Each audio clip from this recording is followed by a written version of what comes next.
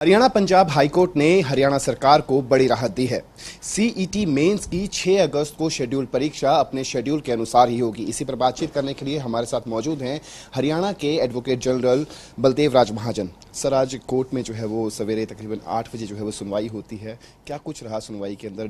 अगर हम single bench की सुनवाई का जिक्र करें तो 5 और 6 अगस्त को जो होने वाली परीक्षाएं थी सीईटी मेंस की, उस पर को क्वेश्चन कर दिया गया था। सुबह क्या कुछ डिसीजन रहा? सुनवाई किस तरीके से रही?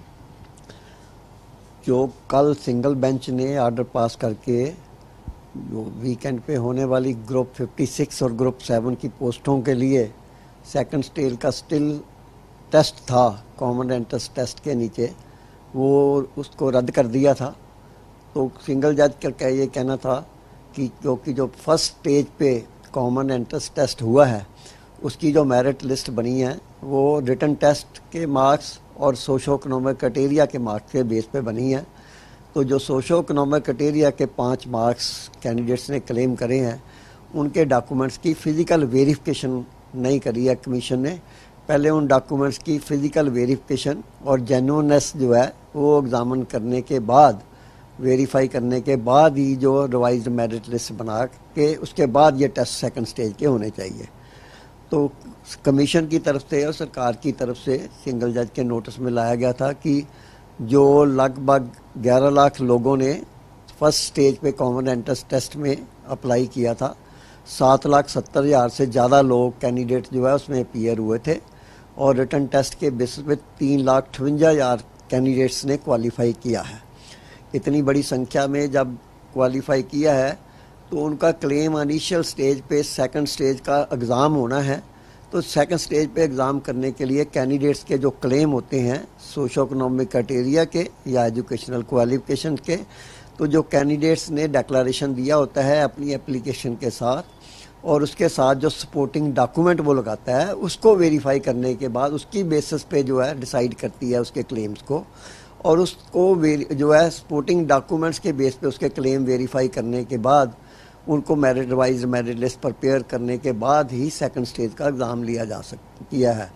सिंगल जज के नोटिस में ये भी लाया था भी ये मैटर पहले भी कोर्ट में आई थी और उसके बेस उसमें कोर्ट गवर्नमेंट की और कमीशन की तरफ से कहा गया था भी हम क्लेम सारे दोबारा भी एग्ज़ामन करेंगे। और उसके बाद जो कम से कम 5-6 पब्लिक नोटिस इशू किए थे जिसमें कैंडिडेट्स को कहा गया था भी जिन कैंडिडेटों ने भी सोशो इकोनॉमिक क्राइटेरिया के 5 मार्क्स क्लेम करे हैं, यदि उनके एक्चुअली नहीं बनते हैं तो they should withdraw there. Otherwise यदि सब्सिक्वेंट स्टेज पे कोई ट्रेस आउट होता है तो उनकी कैंडिडेचर भी कैंसिल होगी, सिलेक्शन भी रद्द हो सकती है और इररिस्पेक्टिव वो सिलेक्ट होते हैं या नहीं होते, यदि ये पाया गया कि उनका क्लेम फॉल्स था तो क्रिमिनल एक्शन भी उनके खिलाफ होगा। तो इसलिए जो भी प्रिकॉशन रिक्रूटिंग एजेंसी या इनिशियल स्टेज पे ले सकती है वो सारे प्रिकॉशन लेने के बाद दोबारा रिवाइज्ड मेरिट लिस्ट बनाने के बाद, क्योंकि वो पब्लिक नोटिस के बेस पर लगभग 41,000 कैंडिडेट्स ने अपने सोशो इकोनॉमिक क्राइटेरिया के जो बेनिफिट क्लेम कर रहे थे वो विड्रा कर लिए थे। वो उनको विड्रा करने के बाद जो है रिवाइज्ड मेरिट लिस्ट तैयार करी गई थी और उसके बेस पे अल्टीमेटली जो है रिवाइज मेरिट लिस्ट के बेस पे सेकंड स्टेज का एग्ज़ाम डिफरेंट ग्रुप्स में होना था। उसमें से ग्रुप 56 और 57 के में जो पोस्टें फाल करती थी उसका एग्ज़ाम जो है आज और कल के लिए फ़िक्स था। तो कल जब सिंगल जज ने वो क्वाश कर दी थी उसकी अपील कमीशन की तरफ से कल ही फाइल करके स्पेशल मेंशनिंग करी गई थी डिवीज़न बेंच के पास हीयरिंग के लिए। तो लेकिन रात को क्योंकि लर्नर सिंगल जज ने जो फैसला दिया है उसकी कॉपी जो है बहुत लेट अवेलेबल हो सकी, तो उसके कारण फिर डिवीज़न बेंच ने आज सुबह उसकी 8 बजे हीयरिंग रख दी थी। तो आज अब सुबह 8 बजे से हीयरिंग सुनने लंबी हीयरिंग के बाद डिवीज़न बेंच ने ये क्या भी कमीशन ने जो भी प्रेमा फेशि प्रोसीजर है वो सारा फॉलो किया है, इसलिए उन्होंने परमिट कर दिया है भी जो भी आज और कल के लिए एग्ज़ाम कमीशन ने रखे थे ग्रुप 56 की पोस्टों के लिए और ग्रुप 57 की पोस्टों के लिए, वो एग्ज़ाम जो है कमीशन सारे करा सकता है। और अपील का दूसरी पार्टी को नोटिस इशू कर दिया गया है और लेकिन डिवीज़न बेंच ने ऑर्डर किया भी इसका फाइनल रिजल्ट जो है वो हीयरिंग के बाद दोनों पार्टियों को जब हीयरिंग करने के बाद अगली डेट पे वो करेंगे उसके बाद निकाला जाए। लेकिन ये जो कैंडिडेट्स की अनसर्टेनिटी बन गई थी भी उनका एग्ज़ाम होगा कि नहीं होगा, ग्रुप 56 और 57 वालों का जो आज और कल के लिए फिक्स था,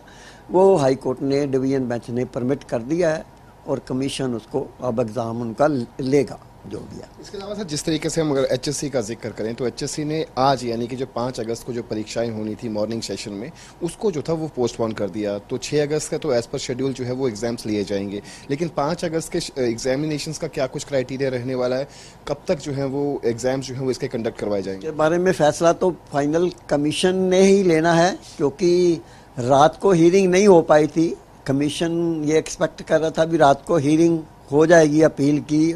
और लेकिन जब रात को 11 बजे तक नहीं हो पाई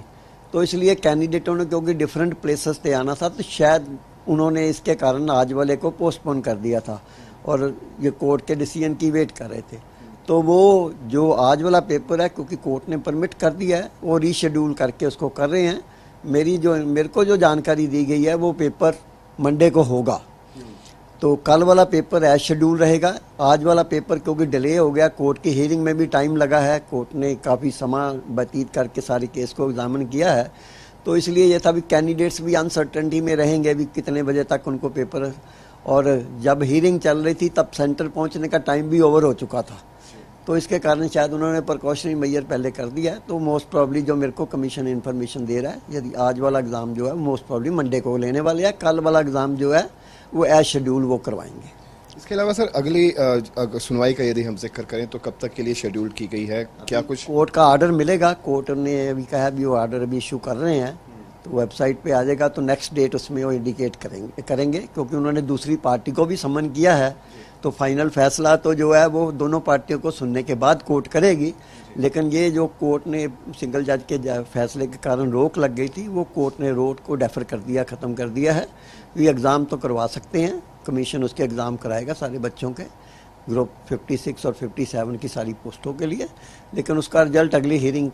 के बाद होगा। मतलब जो भी कोर्ट फिक्स करेगी, अभी ऑर्डर की कॉपी से वो पता लगेगा अभी कौन सी डेट फिक्स करती है। बहुत बहुत शुक्रिया। तो ये थे हमारे साथ हरियाणा के एडवोकेट जनरल बलदेव राज महाजन, जिनका साफ तौर पे कहना है कि जिस तरीके से डिवीज़न बेंच के अंदर पिटीशन दायर की गई थी, अब जो है वो सीईटी की परीक्षा जो है वो खास तौर पर जो कैटेगरी 56 और 57 की जो परीक्षाएं थी सीईटी मेंस एग्जाम्स की, वो अब जो है वो एचएससी जो है वो करवा सकेगा। यानी कि कल का जो एग्ज़ाम है 6 अगस्त का, वो एज़ पर शेड्यूल जो है वो एग्ज़ाम्स होंगे, और 5 अगस्त का यानी कि जो आज एग्ज़ाम शेड्यूल था वो संभवतः जो है वो सोमवार को जो है वो एग्ज़ाम जो है वो कंडक्ट करवाए जा सकते हैं। और साथ ही साथ जिस तरीके से उनका साफ तौर पे कहना है कि रिजल्ट्स जो है वो तभी डिक्लेयर होंगे जब हाई कोर्ट के जो है वो निर्देश जो है वो पारित होंगे, उसके बाद ही रिजल्ट्स को जो है वो डिक्लेयर किया जा सकेगा। चंडीगढ़ से कैमरा पर्सन विशाल गुलाटी के साथ रवि चंदेल, सूर्य समाचार।